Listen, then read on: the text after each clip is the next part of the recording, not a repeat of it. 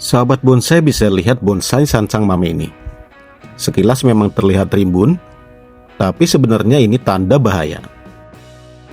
Ranting memanjang, daun mulai menguning, bahkan sudah ada yang mati ranting. Dan ini semua terjadi hanya karena satu kesalahan, yaitu telat pruning. Kalau dibiarkan, bonsai bisa rusak total, bahkan bisa mati perlahan. Nah, di video ini, saya akan bongkar penyebabnya, cara mengatasinya, dan langsung kita praktek pruning yang benar supaya bonsai kembali sehat dan rapi.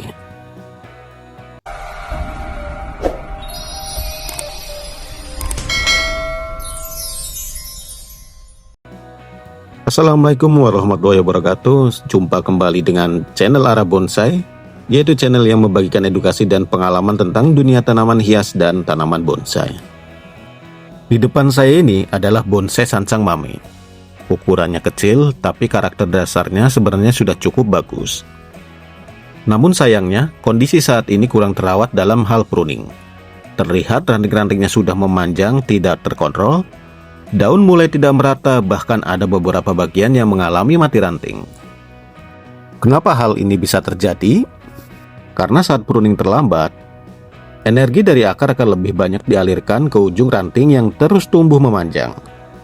Akibatnya bagian dalam kekurangan nutrisi, sirkulasi udara terganggu, dan akhirnya muncul daun kuning hingga mati ranting. Jadi buat teman-teman yang punya bonsai sancang, jangan sampai mengalami hal yang sama. Simak video ini sampai selesai, karena saya akan praktek langsung dari awal sampai akhir, lengkap dengan tips yang jarang dibahas. Baik sahabat bonsai, sekarang kita masuk ke tahap pruning daun. Langkah pertama, kita amati dulu arah pertumbuhan ranting. Jangan langsung potong sembarangan, kita tentukan dulu mana ranting yang terlalu panjang, mana yang perlu dipertahankan untuk struktur juga. Prinsip utama pada pruning kali ini, yaitu potong ranting yang memanjang keluar dari desain. Yang kedua, buang ranting yang tumbuh ke dalam. Sedangkan yang ketiga, rapikan ranting yang terlalu rapat. Karena saya mulai dari bagian atas dulu, ranting ini terlihat panjang sekali. Ini yang menyedot banyak nutrisi, kita potong sampai persabangan terdekat. Kenapa pruning kali ini tidak dipotong pendek? Karena kita tetap butuh tunas baru yang nantinya untuk membentukkan cabang yang halus. Di sini terlihat mulai rimbun tapi tidak sehat.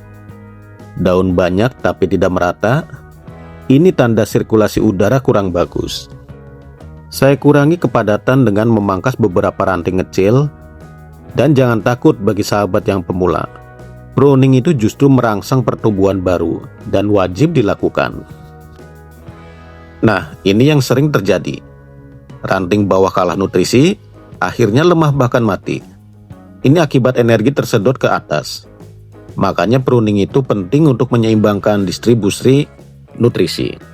Dengan pruning daun, energi jadi merata, tunas baru lebih sehat, daun lebih kecil dan rapi, struktur bonsai lebih jelas. Pastikan setelah pruning juga, bentuk bonsai kembali terlihat dan tidak liar seperti sebelumnya. Langkah pertama, kita fokus ke ranting yang paling panjang dan paling menyedot nutrisi. Ranting seperti ini biasanya tumbuh lurus panjang, daun lebat di ujung, mengalahkan cabang yang lain. Dari titik potong ini nanti akan muncul tunas baru, dan itu kita manfaatkan untuk bikin cabang lebih halus. Kalau dipotong sembarangan, nanti tunasnya tidak terarah. Sekarang saya masuk ke proses perataan yang rimbun. Sekilas memang terlihat bagus karena banyak daun, tapi sebenarnya ini tidak sehat.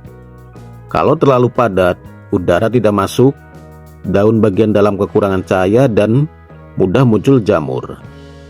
Dalam pruning suatu bonsai, ini bagian yang sering dilupakan bagi pemula. Biasanya bagian atas dibiarkan tumbuh liar, sementara bawahnya lemah. Dampak dan akibatnya, energi lari ke atas, cabang bawah mati perlahan. Makanya sekarang kita kurangi dominan atas juga. Secara kasat mata, bonsai ini terlihat sehat, tapi sebenarnya dia merusak komposisi. Daun-daun yang memanjang terlalu dominan dan menarik energi ke satu titik saja. Bukan karena ranting ini jelek, tapi karena dia tidak sesuai arah yang kita inginkan. Dalam dunia bonsai, kadang kita harus mengorbankan yang bagus demi hasil yang lebih sempurna. Di bagian dalam ranting pun ada beberapa yang saya kurangi atau saya pruning. Terlalu padat, cahaya tidak masuk, udara tidak bergerak. Kalau dibiarkan, ini bukan bonsai sehat, tapi bonsai yang pelan-pelan akan bermasalah. Jadi di sini saya akan lakukan buka ruang. Bayangkan seperti kita memberi napas pada pohon ini. Karena bonsai yang baik itu bukan yang paling rimbun, tapi yang paling seimbang antara ruang dan isi. Energi atau nutrisi tanaman selalu lari ke bagian yang paling kuat. Dan di sini bagian atas terlalu dominan. Kalau kita biarkan, maka makin kuat, bawah makin lemah. Akhirnya mati ranting di bawah. Jadi kita kurangi sedikit demi sedikit di bagian atasnya. Tujuannya bukan untuk mengurangi keindahan, tapi untuk membagi kehidupan secara merata ke seluruh bagian bonsai atau bagian ranting. Setiap potongan yang kita buat hari ini akan menentukan bentuk bonsai beberapa bulan ke depan. Makanya kita potong tidak sembarangan. Kita pilih titik potong yang punya mata tunas ke arah luar, supaya nanti cabang baru tumbuh membuka, bukan masuk ke dalam. Ini yang disebut mengarahkan, bukan sekedar memangkas. Kadang ada juga pemula berpikir semakin banyak ranting, semakin bagus. Padahal dalam bonsai, keindahan justru muncul dari kesederhanaan. Kita buang yang tidak perlu, kita sisakan yang penting. Dan dari situlah karakter bonsai akan muncul dengan sendirinya. Bonsai itu sebenarnya seni kesabaran. Hari ini kita potong, besok belum tentu langsung indah. Tapi beberapa minggu ke depan, dari potongan-potongan ini akan lahir bentuk baru yang lebih matang. Makanya jangan takut untuk memangkas atau pruning, karena setiap potongan adalah investasi untuk keindahan di masa depan. Sahabat bisa lihat kondisi tanaman terkini. Jangan dilihat sebagai tanaman yang habis dipotong, tapi lihat sebagai struktur yang sedang dibangun. Alur batang mulai terlihat, cabang tidak saling berebut, ruang sudah terbuka. Ini belum selesai, tapi ini sudah berada di jalur yang benar. Setelah selesai pruning, kita lanjut ke tahap berikutnya, yaitu pembersihan batang dan ranting dengan cara disikat. Tahap ini sering dianggap sepele, tapi justru disinilah salah satu kunci bonsai terlihat lebih hidup dan terawat. Kalau kita lihat lebih dekat ke batangnya, biasanya ada kotoran yang menempel, lumut tipis, bahkan kadang ada sisa-sisa hama yang tidak terlihat jelas. Kalau dibiarkan terlalu lama, ini bisa mengganggu kesehatan tanaman. Bukan cuma soal tampilan, tapi juga memicu jamur atau jadi tempat berkembangnya hama, seperti kutu putih dan lainnya. Sekarang saya bersihkan secara perlahan. Di sini saya pakai sikat yang halus, atau sahabat bisa gunakan dengan sikat bekas sikat gigi. Saya sikat pelan saja, tidak perlu ditekan. Ikuti alur batangnya, dan tujuannya bukan untuk mengikis, tapi hanya mengangkat kotoran yang menempel. Untuk bagian ranting kita harus lebih hati-hati karena lebih sensitif. Kita bersihkan satu persatu, sekalian kita cek kondisinya. Mana ranting yang masih sehat, mana yang mulai melemah, dan kalau ada tanda-tanda mati ranting, bisa langsung kita antisipasi. Jadi di tahap ini, kita bukan cuma membersihkan, tapi juga sambil membaca kondisi bonsai kita. Kalau ada lumut di batang, tidak semuanya harus dibersihkan. Sedikit lumut justru kadang memberi kesan tua dan alami. Tapi kalau sudah terlalu tebal atau lembab, itu yang harus kita kurangi. Karena kondisi lembab seperti itu rawan memicu jamur. Biasanya batang akan terlihat lebih jelas, alur gerakannya lebih keluar, dan bonsai terlihat lebih hidup.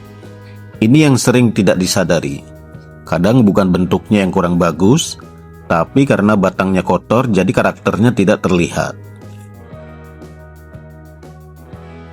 Setelah proses pruning dan pembersihan selesai, kita lanjut ke tahap proteksi.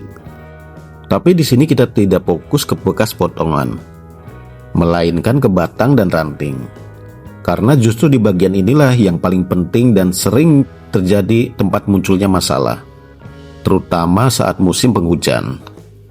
Di kondisi lembab atau musim penghujan seperti sekarang, batang dan ranting bonsai sancang sangat rentan terhadap jamur, lumut berlebih, dan hama seperti kutu putih. Apalagi kalau bonsai sebelumnya sudah rimbun dan sirkulasi udara kurang bagus. Biasanya hama mulai muncul dari sela-sela ranting yang tidak terlihat. Maka dari itu, di tahap ini kita lakukan pengolesan fungisida yang fungsinya untuk mencegah jamur berkembang di batang dan ranting, mencegah permukaan kulit tetap sehat, mengurangi risiko munculnya penyakit akibat kelembapan, dan membantu bonsai tetap stabil setelah perawatan. Saya oleskan tipis-tipis saja di batang, ikuti alurnya. Tidak perlu tebal, yang penting merata. Pengolesan fungisida ini saya fokus di percabangan, sela-sela ranting, bagian yang biasanya lembab, karena disinilah biasanya jamur dan kutu putih mulai berkembang biak. Yang terpenting semua bagian rawan sudah terlapisi dengan baik dan tidak terlewat. Beberapa tips dari saya dalam pengolesan fungisida. Jangan oles terlalu tebal, cukup tipis merata.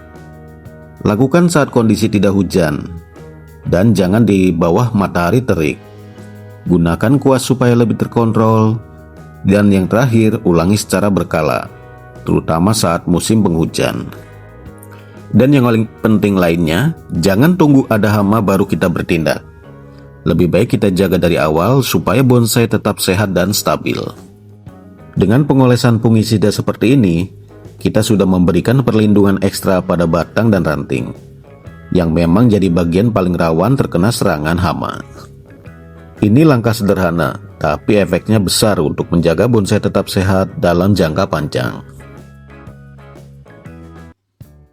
Baiklah sahabat bonsai, dan ini hasil akhir bonsai sancang mame kita setelah dilakukannya perawatan. Kalau kita bandingkan dengan kondisi awal tadi, perubahannya sudah cukup terasa. Yang tadinya ranting memanjang tidak terarah, sekarang sudah lebih rapi. Bagian dalam yang tadinya padat, sekarang sudah lebih terbuka. Jadi sirkulasi udara sudah lebih bagus. Dan batangnya juga lebih terlihat lebih bersih. Karakter alurnya mulai kelihatan lagi. Memang kalau dilihat sekarang, bonsai ini terlihat sedikit lebih ringan atau tidak terlalu rimbun. Tapi ini justru kondisi yang bagus. Karena setelah ini, tanaman akan fokus mengeluarkan tunas-tunas baru yang lebih sehat dan lebih terarah.